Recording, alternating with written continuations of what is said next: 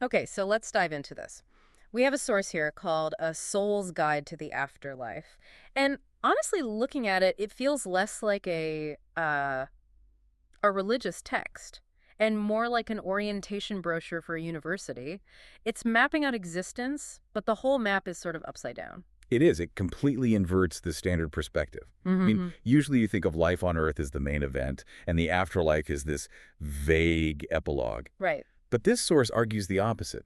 It divides the whole journey into two big phases, but it frames our world, the physical world, as just a temporary school. Which implies that the spirit world it talks about isn't the great unknown. It's actually our true home. Exactly. We're basically the study abroad students who got a little too attached to the campus life. And that attachment seems to be the central problem here. The source calls it the challenge. The big enemy isn't some demon, it's our own earthly attachments. Yeah, the specific term it uses is shuchaku, and that's the core of the struggle. Okay, and this is where I got a bit hung up. Shuchaku covers things like regrets about your career, which, makes sense. You don't want to worry about an old project forever. Sure. But then it lists attachment to family as a source of suffering. And that just feels wrong. I mean, we're taught that those bonds are everything, so why frame loving your family as a trap? What's a really subtle but important distinction? The source isn't saying love is bad. It's condemning the clinging. The clinging. Think about the school analogy. If you graduate, but you refuse to leave the building because you miss your friends so much, that loyalty starts to hold you back, doesn't it? Okay.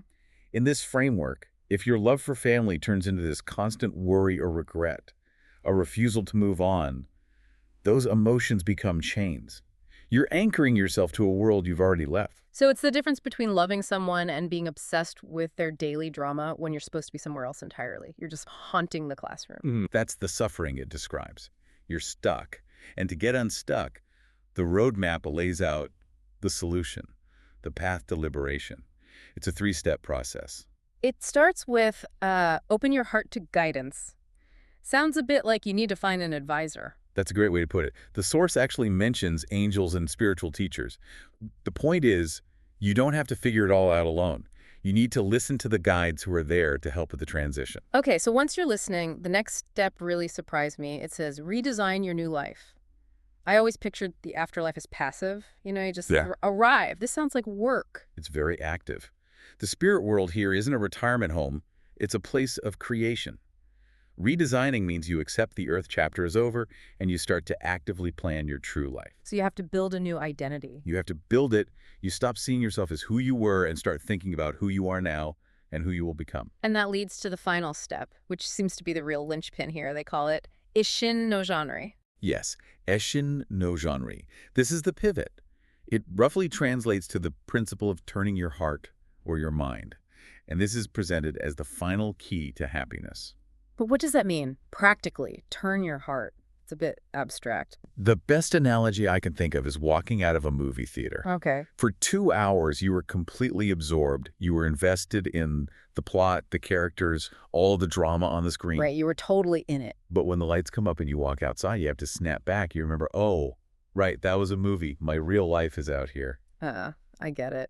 So Eshin no Janri is that moment of walking out of the theater. It is. It's the final act of turning your focus away from the screen of the physical world and toward the reality of your true home. It's realizing the drama of Earth was just training. It really is a full circle. You go to the school, you risk getting too obsessed with your classmates and assignments, those attachments. And the way out is to listen to your teachers, plan your future, and finally just walk out of the theater. And that whole framework, it really forces you to look at your current life in a totally different way. That's what I'm left with. I mean, if you genuinely saw this week's deadline or that argument you had as just a pop quiz in a school you're going to graduate from anyway, Yeah. how much power would you really give it? It really makes you question what's worth carrying around, doesn't it?